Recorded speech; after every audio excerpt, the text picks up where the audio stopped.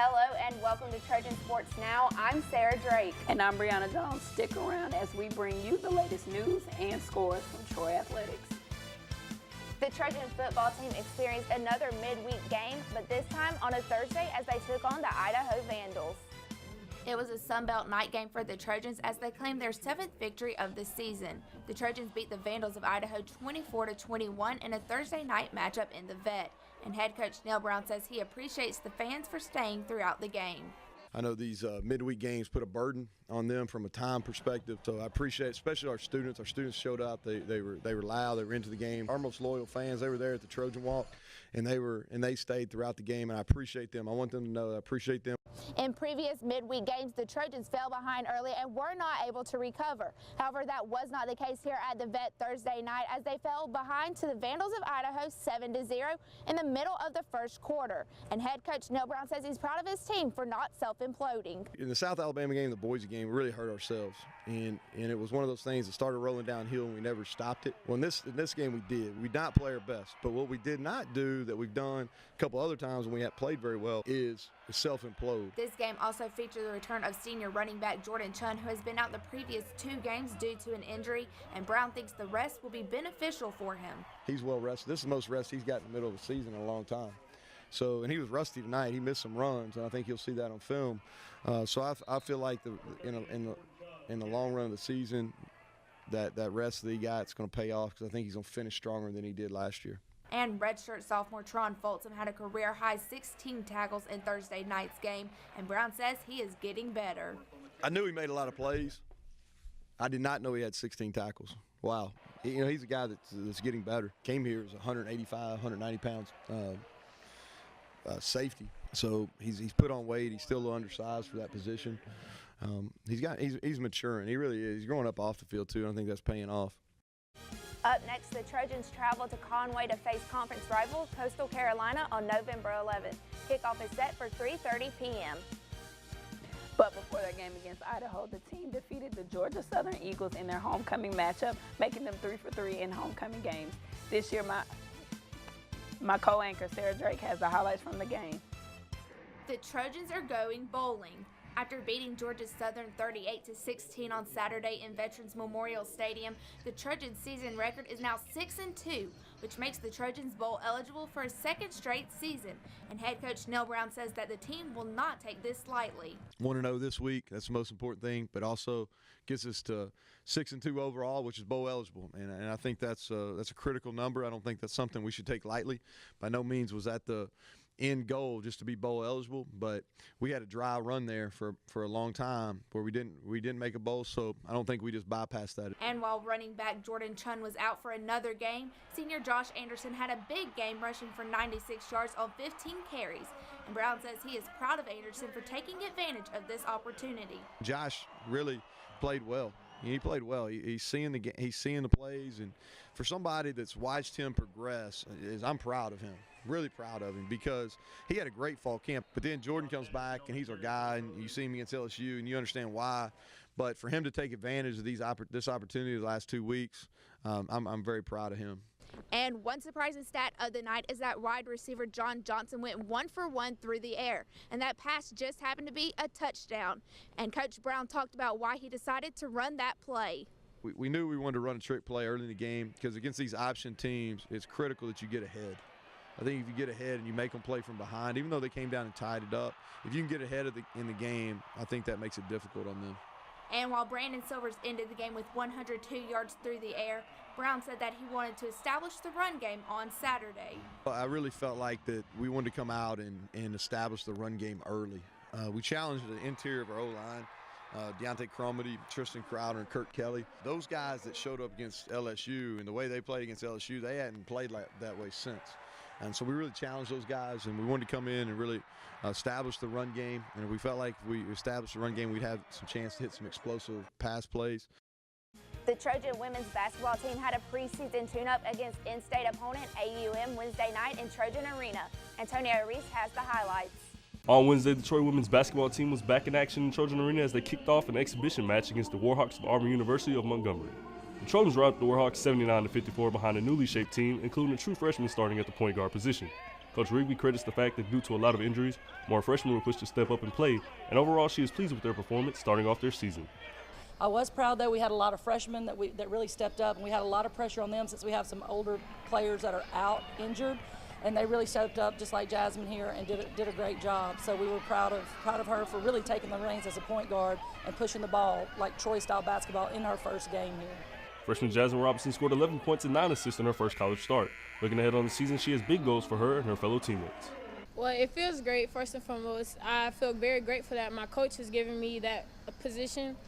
And as well as coming into the season, basically my goals are just to get my team into the game. Being a point guard, I have to be a leader on and off the floor. So when I'm playing with them, making sure they're in their spots, calling out plays and everything. So just being a leader with my team is what I'm basically aiming for. Coach Rigby looks at his game as being more of a learning experience for her new team, but takes home some key points from her players' performance as well. Well, it was a measuring stick. Again, we led the nation in rebounding last year, and we only out-rebounded this team by 5. We had a lot of height advantage. We should have been more aggressive on the board. So that's the first measuring stick, is we don't want to go backwards from last year in rebounding. So that's the biggest gap that I see. But, you know, it appears that we didn't score a lot of points, but really once we got going, we did score a lot of points quickly in the fourth quarter, into the third and the fourth quarter. So that once we got our pace going, and again, with a whole new team, they're learning that. Once we got the pace going, I think, you know, they're learning about Troy basketball, and we'll get back to scoring lots of points. Antonio Reese, Troy, Trojan Vision Sports. And as for the men's basketball team, they also got in on some action Wednesday night in Trojan Arena when they took on Georgia Southwestern State. And this game would have had you holding on to your seats. Once again, here's Sarah Drake with the details. One court, 2 champions. And one of those champions is the men's basketball team who hosted Georgia Southwestern State Wednesday night for an exhibition game. However, it did not end in Troy's favor as the Hurricanes walked out of Trojan Arena with an 88-87 win over the Trojans. And head coach Phil Cunningham says that this was a wake-up call for the team. Well, they played really well. They were the better team tonight. We'll be fine. But I think this is, if we needed a wake-up call, this is certainly one. Cunningham mentions that while there may not be a lot of positives, the team now knows what they need to work on. I didn't think there was a whole lot of positive, but we do have some things that we've known that we need to work on. For instance, guarding the dribble, and now we'll be able to maybe get their attention a little more on that area. Wesley Person went 6 of 8 on 3-pointers en route to a 30-point game. However, Coach Cunningham explains one thing that he didn't do tonight that he usually does. Well, he always plays hard, and he kept fighting. He's got a tremendous endurance. The one thing he didn't do that's very uncommon for him, he didn't make free throws. I think he missed 5 free throws and missed the front end of the bonus in the first half, and you saw his frustration with that, because he's normally a 80-82% free throw shooter.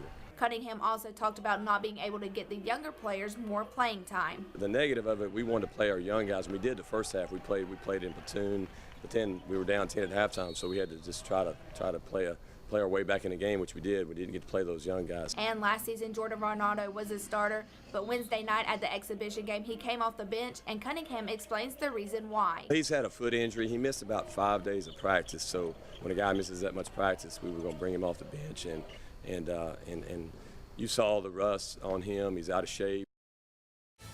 The Troy soccer team plays their last game at home with seniors Mickey Lewis and Haley Roberson, but they definitely went out with a bang.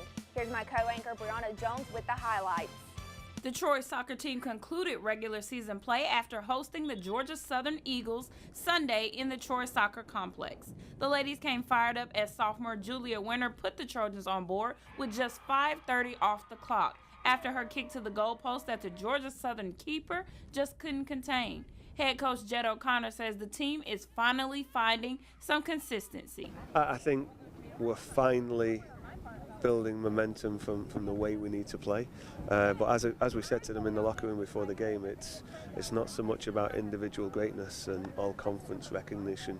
I think playing for the person next to you, I think we're beginning to see just how important that is and the benefit that the team's going to have with results, simply because they're willing to put others before themselves, and I think that's showing on the field. This game was a great way for seniors Mickey Lewis and Haley Roberson to remember their last time playing at home. Lewis had 3 saves, while Robeson's athletic ability helped keep the Eagles off balance. And even though it may be the last time the two play together at Troy, on Wednesday they have a chance to play together for a little while longer.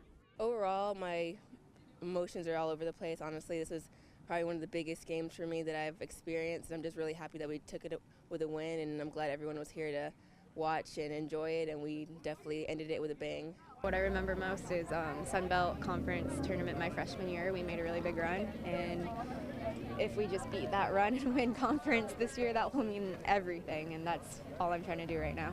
And it was probably one of the best wins I've ever had. The team then faced Georgia Southern in the first round of the Sun Belt Conference tournament on Wednesday and were not able to replicate Sunday's success. Troy fell to Georgia Southern 2-1 to end their run in the Sun Belt tournament. The Eagles scored twice in the final 20 minutes to take the victory away from the Trojans. Kirsten Edlin scored the only goal for Troy on a penalty kick in the 61st minute. It was the first penalty kick the Trojans have attempted all season. Last weekend, the Trojan volleyball team headed east to take on the Carolina teams of the Sun Belt. On Friday, the Trojans fell 3-0 to the defending Sun Belt champion, Coastal Carolina Chanticleers.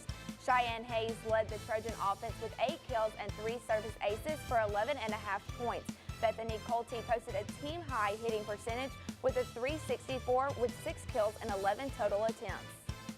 And the team ended their trip to the Carolinas with a pair of losses, including a 5-set loss to Appalachian State on Sunday.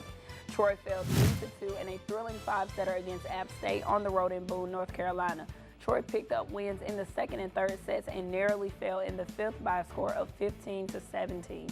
4 Trojans had double-digit kills in the match, led by freshman Cheyenne Hayes with 14. Appalachian State now takes possession of the third-place ranking in the Sun Belt East Division with the win over Troy. And the cross-country teams wrapped up their season at the Sun Belt Championships on Saturday morning. The men finished in 6th place while the women came in 11th. Taking the top spot for the men was Bracken Stewart at 17th place with a time of 25 minutes and 52.5 seconds in the 8K event. The 6th place finish was 2 spots higher than last year's finish at the Sun Belt Championships. On the women's side, 4 freshmen logged the top finishes for the Trojans as Cara Coulter crossed the line first at 36 with a time of 18 minutes, 55.4 seconds in the 5K. The overall winner on the men's side was Appalachian State and Texas State on the women's side. The women's golf team finished 5th in the Idaho Championship on Tuesday. Junior Sarah Harrison had her best performance of the season as she shot 4 over in Tuesday's final round and was 8 over for the tournament. Harrison finished just 2 shots behind the individual leaders as she made a late charge on the course.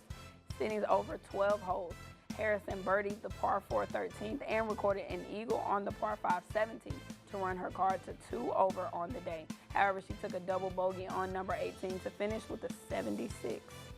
Connor Fortrell carded a 1-under 71 thanks to 4 birdies to lead the Troy men's golf team in Sunday's final round of the Steelwood Collegiate Invitational. The Trojans claimed 1 spot on the leaderboard into 9th place overall after shooting 12 over on the day. The 1-under was Fortrell's team leading 3rd round under par this season and tied for his lowest round of the year. He made the turn at even with 1 birdie and 1 bogey. Fortrell tied for 20th place and 2 shots ahead of teammate Jake Tiffin, who finished in 26th place at 9 over. Still to come on Trojan Sports Now, we'll have a preview of the Trojan volleyball team's matchup against UL Lafayette. But first, Sarah sits down with men's basketball guard BJ Miller. Stick around for more Trojan Sports Now.